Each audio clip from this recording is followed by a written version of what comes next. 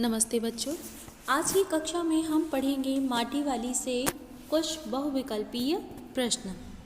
इसके उत्तर में भी टिक लगा दिया गया है।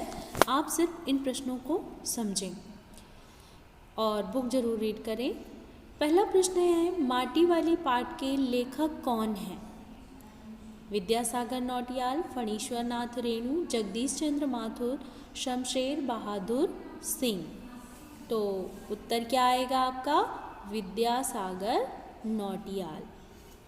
दूसरा प्रश्न है, माटी वाली पाठ में लेखक ने किस समस्या को उजागर किया है? गरीबी की, अशिक्षा की समस्या, अंधविश्वास की, विस्थापन की समस्या। तो उत्तर आपका क्या आएगा? विस्थापन की समस्या। माटी वाली पाठ में लेखक ने विस्थापन की समस्या को उजागर किया है। प्रश्न नंबर 3, शहरवासी माटी वाली ही नहीं उसके कंटर को भी पहचानते थे, क्यों? वह बहुत भव्य महिला थी। वह एकमात्र महिला थी जो शहर में लाल माटी देने का काम करती थी। वह झाड़ फूंक का काम जानती थी। वह सबसे बहुत प्यार से बोलती थी। उत्तर क्या आएगा आपका? वह एकमात्र महिला थी जो शहर में माटी देने का काम करती थी। वह अब यहाँ पे भी लगा हुआ है, वह सबसे बहुत प्यार से बोलती थी। ये आपका गलत होगा। सही उत्तर है, वह एकमात्र महिला थी जो शहर में माटी देने का काम करती थी। अगला प्रश्न है, माटी वाली कहानी में किस शहर का उल्लेख किया गया है? माटी वाली कहानी में किस शहर का उल्लेख किया गया है? उत्तर आपका आएगा देहरादून, पीड़ी, गोपेश्वर, टिहरी। तो उत्तर क्या होगा? टिहरी शहर का उल्लेख किया गया है। ये आपके फर्स्ट लाइन में ही लिखा है। तो टिहरी शहर का उल्लेख किया गया। अगला प्रश्न है, माटी वाली के पास अपने अच्छे या बुरे भाग्य के बारे में ज़्यादा सोचने का समय क्यों नहीं था? वह भाग्यवादी महिला नहीं थी। वह लोगों के घरों में माटी पहुंचाने का काम करती थी, जिससे उसके पास अपने बारे में सोचने का या अपनी ओर ध्यान देने का समय नहीं था। यहाँ जो वाक्य दिया हुआ है, थोड़ा शब्द सही नहीं लिखे हुए हैं, तो आप ध्यान देंगे जब आपको दिया जाएगा तो उसमें सुधार दिया जाएगा। उसकी सोचने की शक्ति क्षीण थी, उपयुक्त सभी। तो उत्तर इसमें सही आएगा कि लोगों के घर में माटी पहुंचाने के बाद उसके पास अपने अच्छे या बुरे के बारे में सोचने का या ध्यान देने का समय ही नहीं रहता था।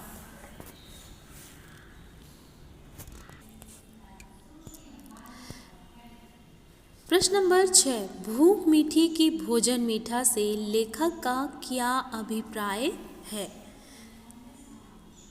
इसमें ऑप्शन दिए हुए हैं।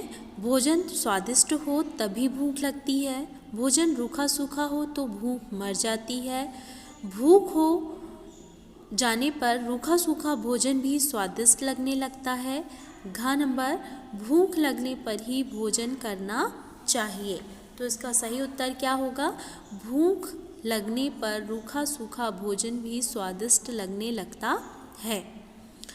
अगला प्रश्न है, माटी वाली का रोटियों का हिसाब लगाना उसकी किस मजबूरी को प्रकट करता है? उसकी आर्थिक स्थिति बहुत खराब थी। उसको परिश्रम के अनुसार फल नहीं मिलता था। उसके पास रोटी बनाने का समय नहीं था। उसकी नीयत ठीक नहीं थी। तो माटी वाली रोटियों का हिसाब इसलिए लगाती है क्योंकि उसकी आर्थिक स्थिति बहुत खराब थी। उसके पास इतने पैसे ही नहीं थे कि वह अपने लिए 2 वक्त की रोटियां जुटा सके। गरीब थी। आर्थिक तंगी के कारण ही वो क्या करती है? रोटियों का हिसाब लगाती है। प्रश्न नंबर 8, माटी वाली अपने पति को रोटियों के साथ कौन सी सब्जी खिलाना चाहती है? माटी वाली अपने पति को रोटियों के साथ कौन सी सब्जी खिलाना चाहती है?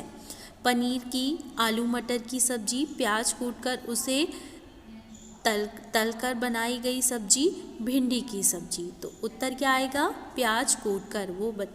वो मन में सोचती जाती है कि जो पैसे मिले हुए हैं उनसे मैं प्याज ले लेती हूँ और प्याज को कूटकर सब्जी बना लूँगी और फिर अपने पति को खिलाऊंगी। तो प्याज कूटकर उसे तलकर बनाई गई सब्जी। प्रश्न नंबर 9 है, गरीब आदमी का क्या नहीं उजड़ना चाहिए? माटी वाली के कथन के अनुसार उत्तर दीजिए। घर, शमशान, गांव, शहर। तो गरीब आदमी का शमशान नहीं उजड़ना चाहिए, क्योंकि जिस घर में वह गुजर बसर कर रही है, अपना जीवन यापन कर रही है, यदि वह उससे छीन जाएगा तो वह फिर कहाँ जाएगी। अंतिम प्रश्न है, माटी वाली के चरित्र का कौन सा गुण अधिक प्रभावशाली है? परिश्रमी होना, सत्य बोलना, उसका सहनशील होना, अपने बूढ़े की सेवा करना। तो सबसे जो उसके चरित्र को जो सबसे अधिक उभारता है वह गुण है परिश्रमी होना। वह गरीब थी, इसलिए सारा दिन मेहनत करती थी, किसी से भीख नहीं मांगती थी, परिश्रम करके मेहनत करके घर घर माटी पहुंचाकर वो अपना जीवन यापन करती थी और साथ साथ अपने पति का भी पेट पालती थी। इस प्रकार से मैंने आपको कुछ बहुविकल्पीय प्रश्न बता दिए हैं। अब आप पाठ खुद से पढ़कर कुछ प्रश्न बना सकते हैं और उनके उत्तर